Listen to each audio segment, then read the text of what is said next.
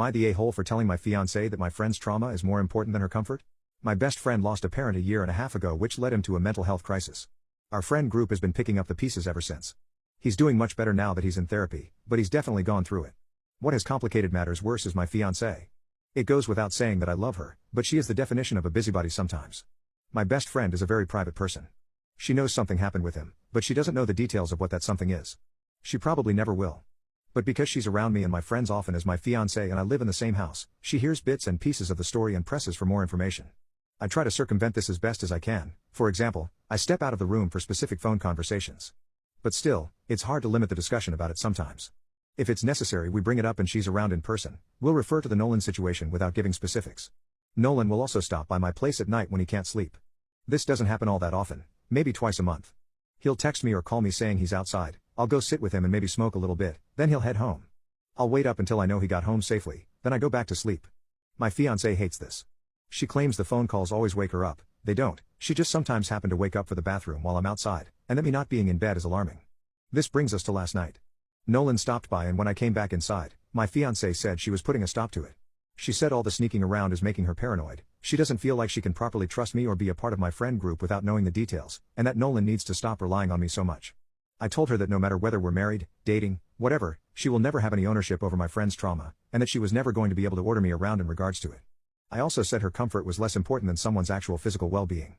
She was obviously hurt by this and went to stay with her mom after work today. Update: I hooked up with my straight housemate and now he's bullying me and I don't know what to do. At first I didn't want to move out, but I got a lot of helpful advice and I realized that I'm miserable and I don't feel safe where I am now, so I would probably be happier if I did move somewhere new. I have been emailing the accommodation managers and it looks like it should be possible. I didn't tell them exactly what happened, but luckily someone else might want to move. I booked an appointment with the Uni Wellbeing Service to talk things over, but that won't be for a while yet. I think it could be helpful because I haven't been doing great since all this happened. I ended up talking to Pete even though I planned to avoid him. A little while after I made my first post, I got a message from one of my housemates asking what was going on with Pete and asking if something happened between us. I didn't know how to reply to that, so I ended up sending him the message they sent and I said I promise I have no intention of telling anyone what happened, but people are noticing you're acting differently with me.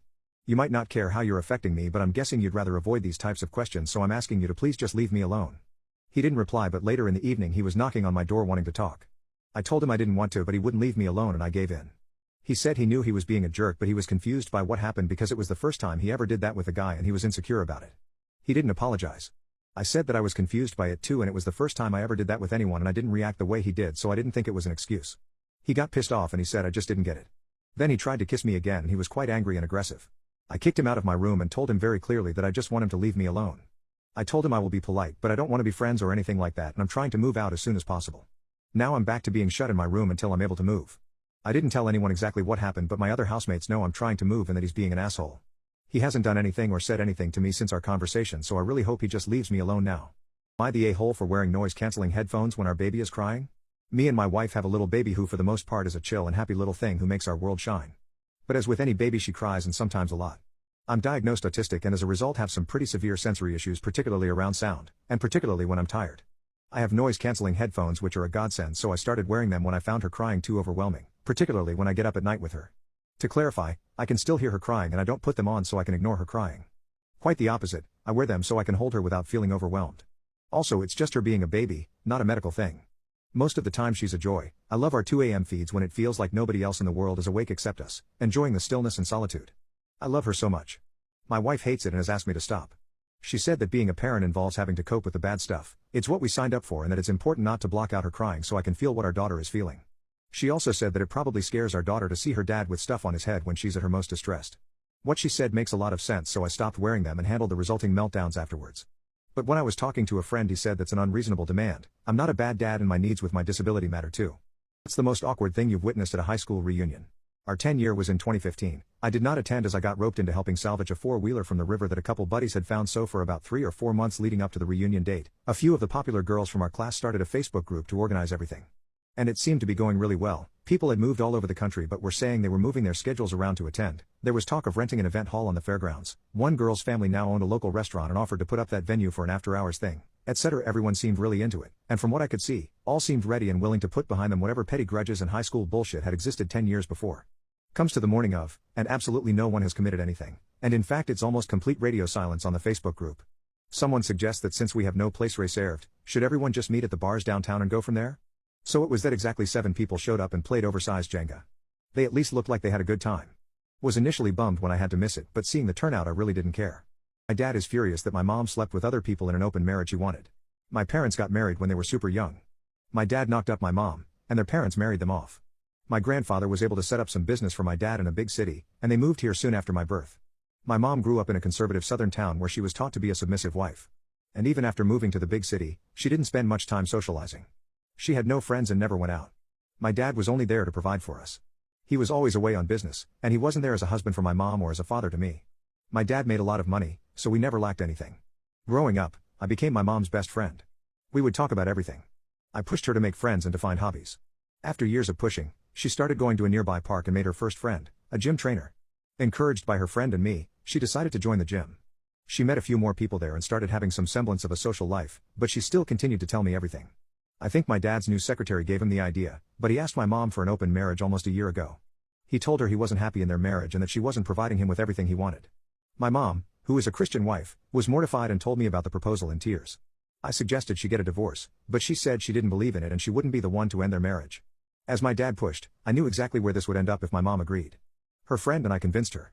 My mom was hesitant at first, but she agreed with the condition that they would be completely transparent with each other. My dad was a middle-aged man with a belly and my mom was an athletic woman who worked out regularly. I'm a 22-year-old woman. I don't know how my dad was so blind or what he thought would happen. I helped create online dating profiles for my mom almost 6 months ago.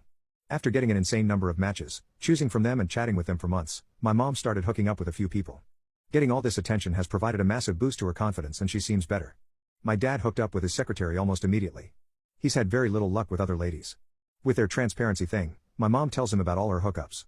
A few weeks ago, my dad screamed at my mom for some minor thing. Usually, my mom would have apologized, but with her new confidence, she didn't back down. It's been constant fights the last few weeks. My dad keeps starting fights by making snide remarks about my mom's clothing or appearance. He almost even called my mom names but stopped himself. I think open marriage finally sunk in. My mom told me he tried to have a conversation about stopping their open marriage but she immediately shot it down. I think they'll split up. My dad was never there for either of us, but the thought of my parents splitting up still feels weird. I don't feel bad for my dad, but I wish he put effort into his family. I'm happy for my mom though. Update: a few days after my previous post, my dad left our home and had a divorce served to mom in a week. My grandparents didn't know about any of this, but my dad told them when he served the divorce. He also implied to them that my mom was cheating on him. Both sets of grandparents came to our home and started berating my mom.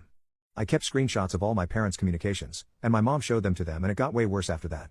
Grandparents started fighting each other, blaming each other's children for causing all this. A few days after this, my mom's old church friends came to our home. Back when my mom used to go to church, they used to look down on her for being from a small town. My mom has always been a very caring and non-judgmental person, so she disagreed with their bigotry and they began excluding her from their activities. After she met her gym friends, my mom stopped going to church entirely. These church friends started calling my mom misogynistic terms and she kicked them out. My mom is on a cut right now, so she has very defined abs and arms. So along with all the normal stuff getting thrown at her, my grandparents accused her of having a man body and she also had a lot of random transphobia thrown at her. Her trainer friend has been a great support through all this. She contacted the attorney she used for her divorce and my mom is spending a lot of time at her house. Turns out, the business my dad is running is owned by mom. It was set up by my mom's dad in her name, so it belongs to her. I did not know this until now and assumed that my dad owned it. The whole situation is a huge mess right now. Dad is living in some hotel and my grandparents left yesterday after a week of fighting and trying to force my parents back together. I know there's a lot more divorce drama to come, but I hope it calms down for now. Update: hotel staff: who is the craziest guest you've ever dealt with? A lot has happened since my first post. Unfortunately, none of it is good. Crazy lady has begun to refuse to do her job, as she's too busy doing light work to combat the dark forces, e.g., casting magic spells in front of guests instead of doing end-of-day reports. Which has been indescribably fun for me. Most recently she freaked out on a guest and their child. Why? Great question. She was kind enough to explain via our internal communication log again. That toy is foul looking. It's not at all a cute monster that is cuddly and fun to look at. What a weird and satanic looking creature, masked as a child's toy, with pretty rainbows, and yet with menacing, scary teeth. The dark forces in this upside down world just keep on keeping on, with their tactics to normalize violence and negativity in our children. It's a stuffed animal, a rainbow-hued unicorn. Which she somehow found offensive, so she actively tried to cleanse the guest and their child in the lobby. For those curious, this involved a lot of flailing, crazy lady shouting absolute gibberish, and an attempt to douse both guest and child with water. You'd assume something would be done about it, but you'd be wrong. And friends, it doesn't end there. I'm sure most if not all of you are familiar with Halloween. Apparently, crazy lady isn't. Shortly after Halloween, housekeeping found a common costume accessory and brought it to Lost and Found. Nothing fancy, one of those cheap toy knives with a clear case. You know the ones, you turn it over, the blood oozes out. Crazy lady had a meltdown upon discovering it hidden in the lost and found bucket. She demanded to know who was hiding dangerous items in places where people might accidentally hurt themselves. She then began to accuse other staff members of being part of an insidious plot to harm her at the behest of dark forces. She wouldn't calm down until a member of housekeeping proved to her that it was a toy. If this was all that's been happening here, I would have been grateful. Unfortunately not. My newest FD agent, let's call him Dave, had a family emergency and attempted to get our supervisor to come in and cover his shift so he could deal with it. She refused, blocked his number, and told our manager that he was threatening her. A week later, a sweet young lady from out of state shows up. She lets us know that she's our new front desk agent. She'd seen the job posting on Indeed 4 days ago, applied, and got the job. Dave was immediately fired. On his way out, Dave was told by our manager to lose our supervisor's number. And that if he kept harassing her, they'd press charges against him. Dave was understandably furious. When our supervisor was asked about this situation, she stated, "It's not my fault that black people cannot manage their work-life balance. I'm not going to come in on my weekend because they don't have their shit together." Dave is aware.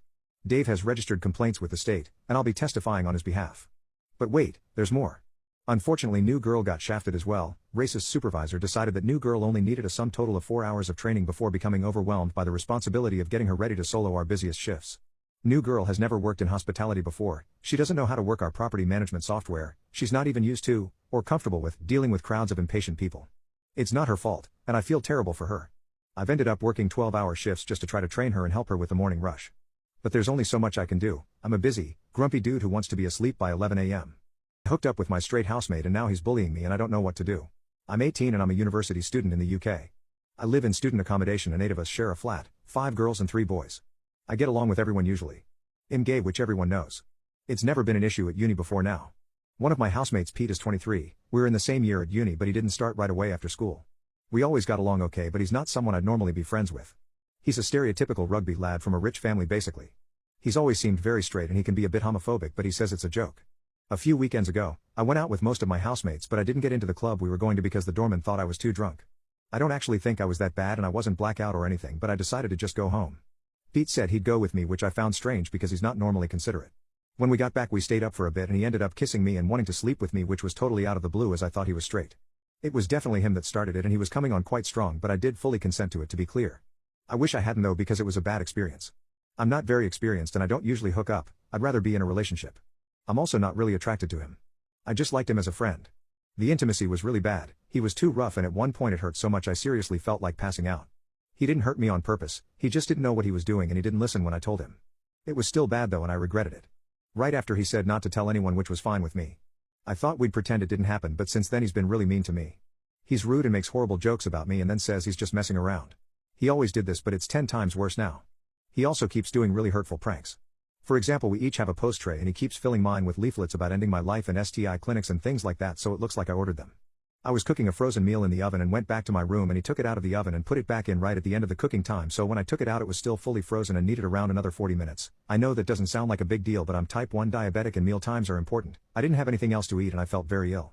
He sent a video to another housemate of him messing around with my toothbrush and putting it down the back of his jeans like he was rubbing it on his ass. I don't know if he actually did it and the other housemate told me but it's still gross. There's other stuff too. He also tried to kiss me again one other time when he was drunk but I told him to F off and I locked myself in my room and he didn't mention it again. It might sound dramatic but I don't feel safe in the flat anymore and I dread seeing him because he's always so rude to me. I tried asking him why he's doing this but he said I was imagining it and I was pathetic and I needed to get over it. I think he's worried I have feelings for him but I really don't. I actually wasn't attracted to him even before all this happened and I'm definitely not now. Other people are starting to notice what he's doing and asking me why and I don't know what to say. I know he doesn't want me to tell anyone and I don't want to either. I actually feel quite ashamed that it happened. I don't know if he's being horrible because he's worried I'll tell but I really won't. I don't know what to do? Maybe he'll ease off if I give it time but I don't know. I'm quite miserable in the flat now but I don't have anywhere else to go. I don't get along with my family and I don't have much money. I don't really want to move out because I was actually happy here before this. I don't feel like I can talk to anyone because they might find out what happened. I tried talking to Pete directly but it didn't work. What do I do?